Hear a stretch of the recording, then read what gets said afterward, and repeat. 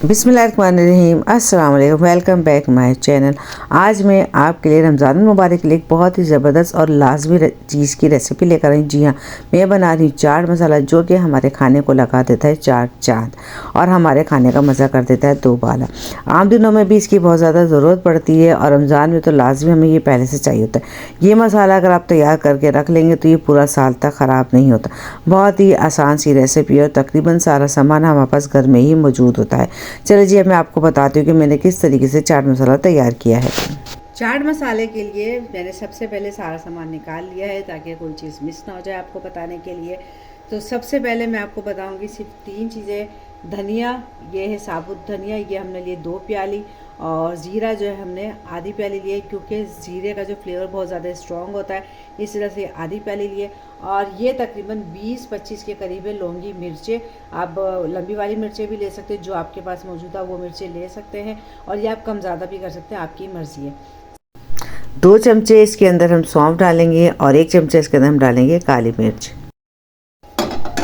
अब जितने भी जो मसाले हमें भूनने हैं उन सब मसालों को हम बारी बारी करके आराम से भून लेंगे। आँच हम बिल्कुल हल्की रखेंगे कि अच्छे तरीके से हमारे भुन जाए। इन मसालों को भूनना इसलिए ज़रूरी होता है कि इनके अंदर थोड़ी सी होती है नमी, जिसकी वजह से बाद में मसाला हमारा ख़राब हो सकता है। तो इनको जब हम हल्का सा भून लेते हैं तो भूनने से इनकी नमी हो जाती है ख़त्म, और हम आराम से इनको 1 साल तक अपने मसाले को चला सकते हैं। जब तमाम के तमाम मसाले हम अच्छे तरीके से भून लेंगे तब इनको ठंडा कर लेंगे। अच्छा, 2-3 चीज़ें मैंने वो अलग से रखी है, वो मैं तो इसके बाद पीसूँगी। इन सब को अच्छे तरीके से ठंडा करने के बाद हम सारे मसाले को हम अच्छे तरीके से बारीक पीस लेंगे। जो मसाले हमने भुने थे वो मैंने पीस लिए अच्छे तरीके से, मगर अभी कुछ और मसाले जो हमें पीसने हैं। तो अब मैं आपको बाकी के मसाले बता देती हूँ कि बाकी और क्या क्या मसाले हैं। ये 1 चमचा अजवाइन है, और 1.5 चमचे के करीब है काली मिर्च, और 1 चमचा है टाटरी। इन तीनों चीज़ों को भी हमने पीसना है।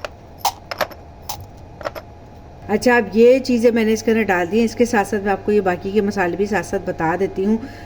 ये 2 चमचे के करीब है अदरक पाउडर, सौंठ पाउडर, 1 चमचा सादा नमक है, कोई सा भी नमक डाल सकते हैं, पिंक सॉल्ट है, 1 चमचा मैंने लिया है काला नमक, और ये 3 चमचे अमचूर पाउडर, यानी जो सूखा हुआ आम केरी होती है ना उसका पाउडर, और ये है कश्मीरी लाल मिर्च। ये आपकी मर्ज़ी है, आप डालें ना डालें, वरना इसके बगैर मसाला बन जाता है। ये सिर्फ होता है कलर के लिए। अक्सर आप लोग देखते हैं ना कि कोई बहुत ज़्यादा लाल लाल मसाला होता है, किस वजह से होता है? वो होता है कश्मीरी लाल मिर्च की वजह से। अगर आप ये डालना चाहें तो डालें, वरना आपकी मर्ज़ी है। अब ये मसाले भी मैं इसके अंदर डाल दूँगी अच्छे तरीके से, ताकि ये हमारे मसाले सब आपस में मिक्स हो जाएं। अब बाकी के सारे मसालों को हमने मिला के अच्छे तरीके से पीस लिया, और जो पहले का मसाला था उसके अंदर मिला दिया।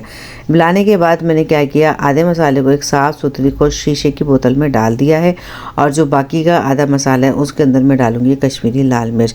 एक दफ़ा 1 चमचा डाला, फिर दूसरा चमचा भी डाल दिया। ये इसलिए डाला कि आपको पता चल जाए कि मिर्च डालते ही मसाले का रंग किस कदर चेंज हो जाता है। अब आपकी मर्ज़ी, मिर्च आप डालें या ना डालें। मुझे यकीन है आपको मेरे आज के चाट मसाले की रेसिपी ज़रूर पसंद आई होगी। ये हमारे खानों की जान होती है। बहुत सारे मसाले होते हैं, हलीम के अंदर भी डाल सकते हैं, इसको चाट में भी डाल सकते हैं, पापड़ के ऊपर भी डाल के खा सकते हैं।